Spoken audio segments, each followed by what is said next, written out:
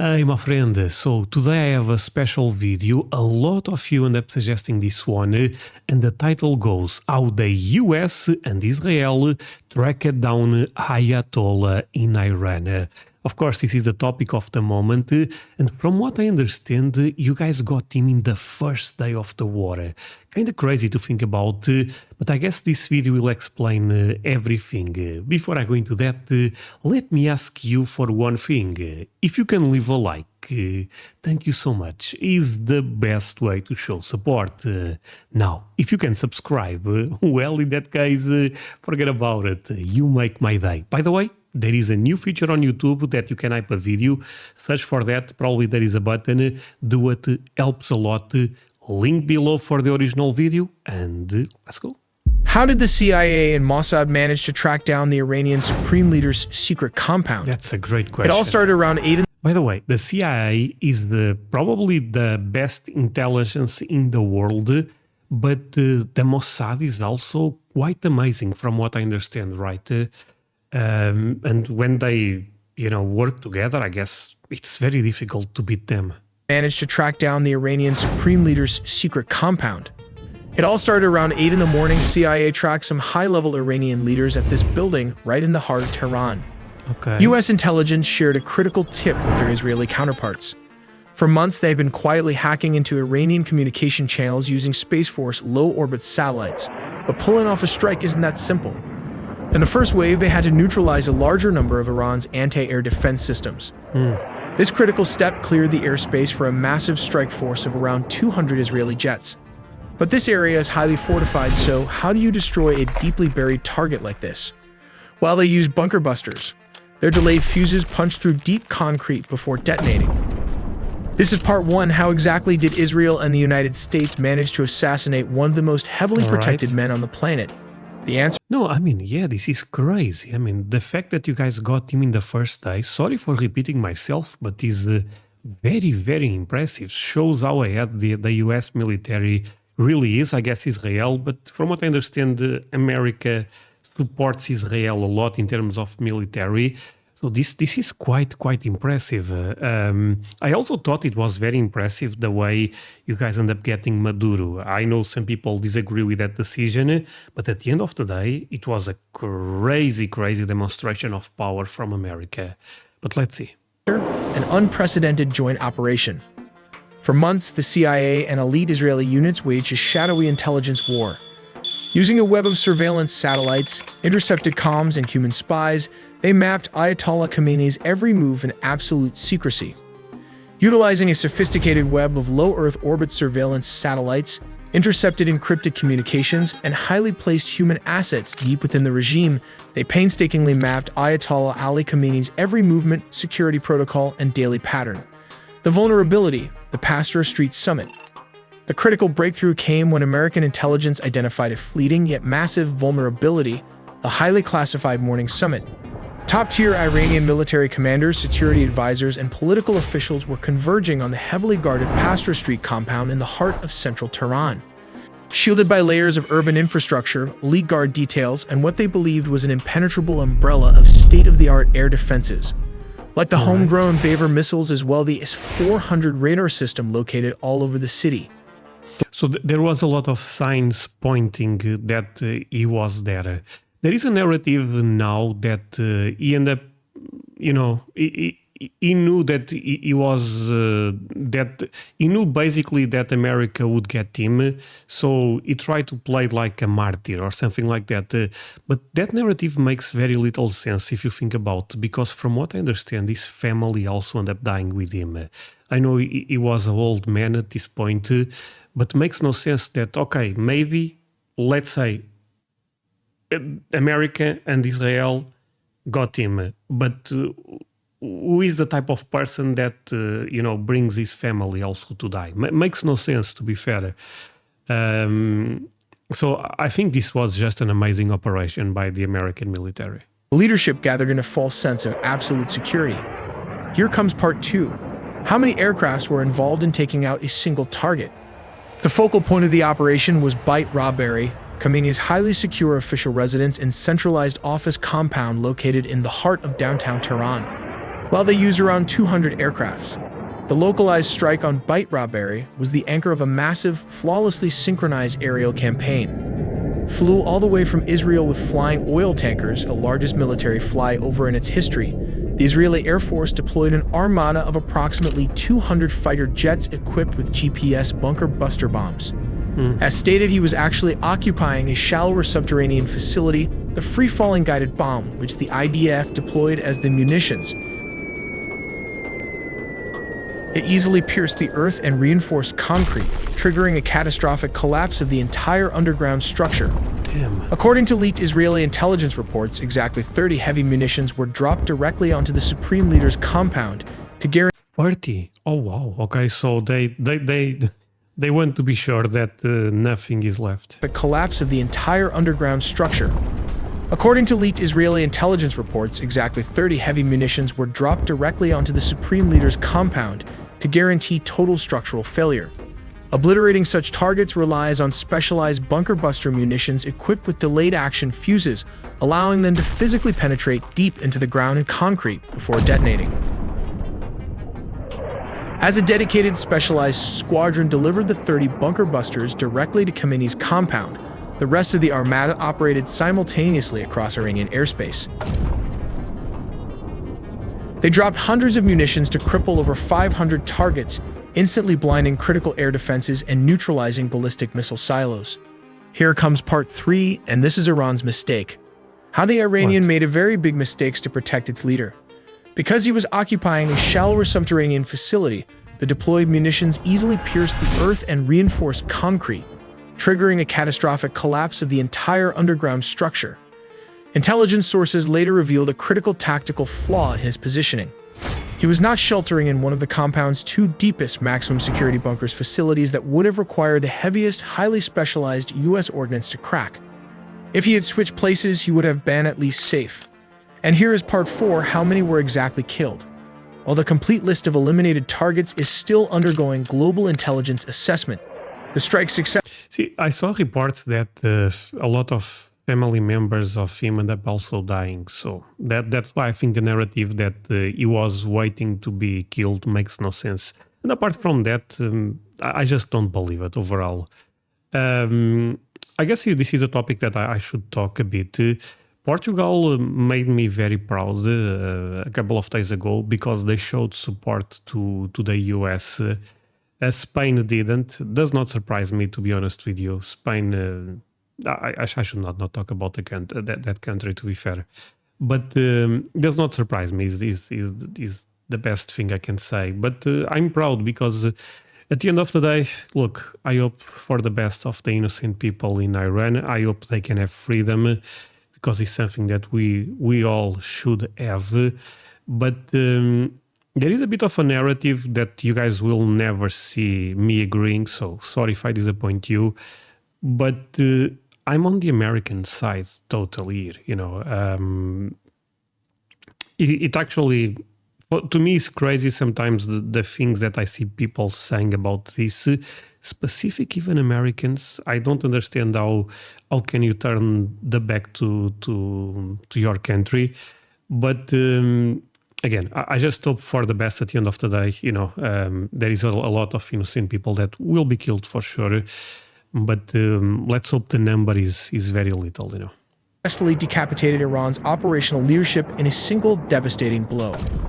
Killed alongside Khamenei were top-tier military figures, most notably Major General Mohammad Papour, the head of Iran's Revolutionary Guard, and top national security advisor Ali Shamkhani. Tragically, the blast also claimed the lives of several of Khamenei's family members who were present. But the first wave with 200 jets and Yeah, I mean, I guess we are still trying to figure out for sure who died, but we know the leader is dead. Killed alongside Khamenei were top-tier military figures, most notably Major General Mohammad Papour, the head of Iran's Revolutionary Guard, and top national security advisor Ali Shamkhani. Tragically, the blast also claimed the lives of several of Khamenei's family members who were present. But the first wave with 200 jets and U.S. Tomahawk cruise missiles did not just hit his compound. The U.S. cruise missiles was the one to take out anti-air defense system, while the 200 IDF jets took out the Iranian leadership. All in all, US and Israeli forces struck approximately 2,900 targets across Iran, according to US Central Command, in just one day. Reports suggest the CIA allegedly penetrated Iranian communications by bombarding them with spam calls, jump calls, and online breaches. This data doesn't just result in spam and scam attempts. It can also affect your insurance rates and ultimately will lead into a loan denial just when you might need credit.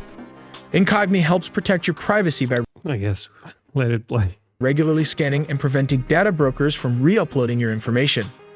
You'll also get a clear, real-time dashboard to track the status of your data. As an add-on with Incogni Unlimited plans, you can gain access to this custom removal tool. That's where Incogni comes in. Copy the link of any site exposing your information. Go to the custom removals tool, paste the link, and click submit. That's it. Then wait about 30 to 45 days, and just like that, your data is removed. So take your personal data back with Incogni. Use code AITELLY with the link below incogni.com/AITELLY and get 60% off on an annual plan. But what weapon was used to penetrate layers of concrete? Well, they have this bunker buster bomb. It has a laser sensor at the front, and just behind that are adjustable fins. In the midsection, there is a warhead that weighs approximately 650 pounds containing tritonal explosive. This is a mixture of 80% TNT and 20% aluminum powder. Finally, we have the retractable fins at the rear. To give you a better sense of its size, comparing it to a person can be helpful. The casing has a length of Oh my god, it's massive and it's so heavy. I see. This is the type of stuff that I don't know a lot. I have to admit. I mean, I thought they are a bit small, being real, but makes sense since they are doing such destruction, right? approximately 19 feet long, which translates to around 5 meters. This section is made of an artillery barrel, which is very strong, and has a diameter of 14.5 inches, which translates to around 37 centimeters, making it relatively narrow. They intentionally made the smaller cross-sectional area. This means the bomb displaces less material, whether earth or concrete, as it penetrates layers of reinforced bunkers or building, thus allowing it to travel further to almost 100 meters. At first glance, it appears to be an ordinary 6-story residential building, complete with a solar-paneled roof. However, there's more to this structure than meets the eye. What makes this building particularly noteworthy is its underground basement, which is rumored to contain a network of tunnels. These tunnels are believed to serve as emergency escape routes, adding to the site's strategic importance.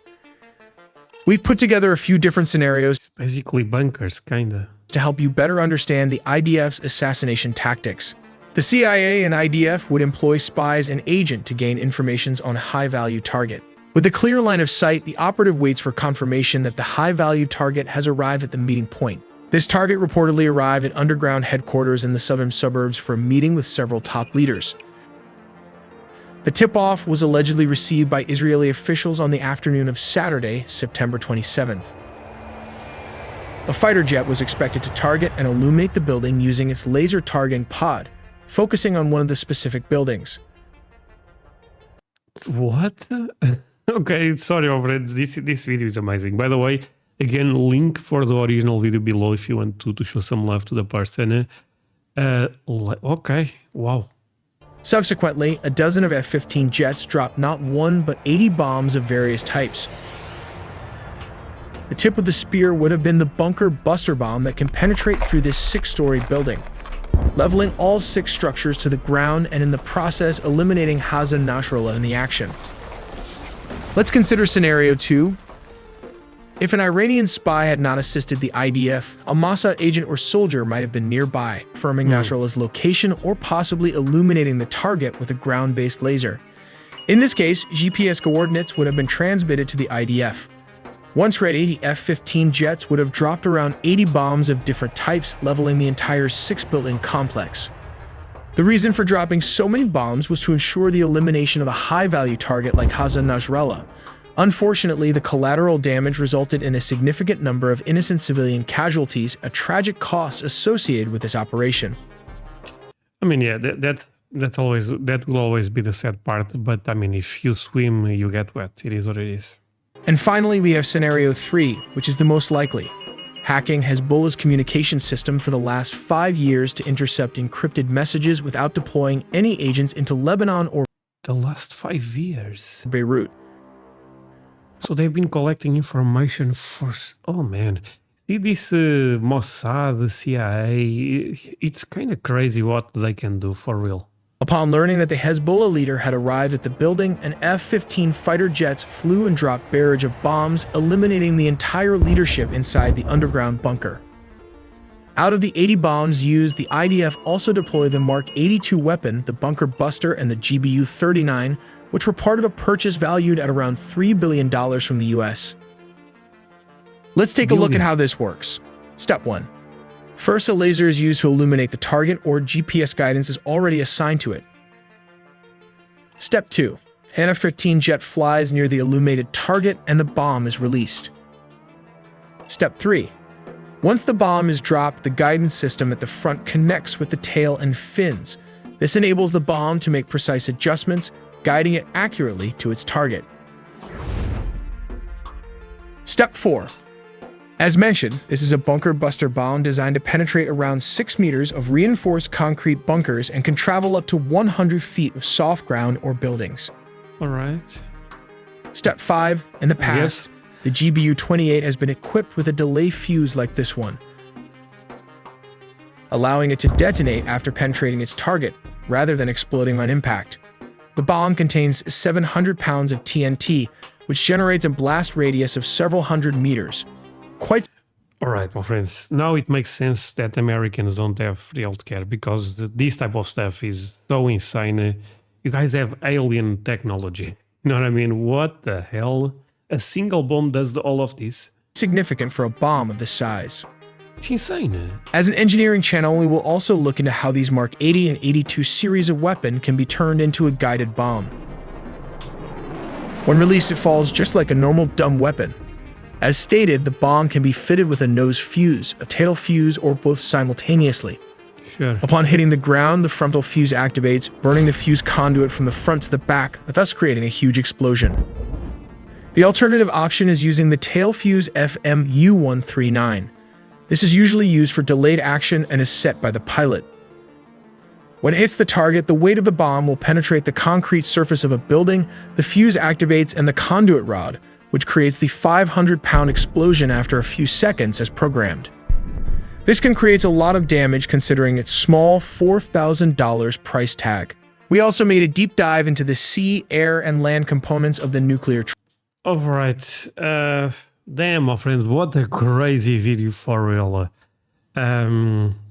Actually, there is a video also on this channel. Leave me the number 7 if you are watching this until the end. That way, I also know that you watch me until the end. But there is a video that explains how they got Maduro. I would love to see that also. So again, leave me the number 7 if I should go into that. Because I think it was also a crazy, crazy operation. I think it was the Marines or Delta Force, I'm not sure. But either way, they did a tremendous job. And I would love to understand how they could go to the capital of Venezuela and no deaths, right? It's no deaths on the American side, but it's insane. Yeah, my friends, thank you so much. I hope you guys had fun with me watching this one. Even it's a serious topic, of course, but I had a lot of fun watching this. I thought it was a great, great video. Again, there is a button for you to hype the video if you end up enjoying. Helps a lot, is a new thing here on YouTube, so please consider to do it. And that's it. So, goodbye, my friends.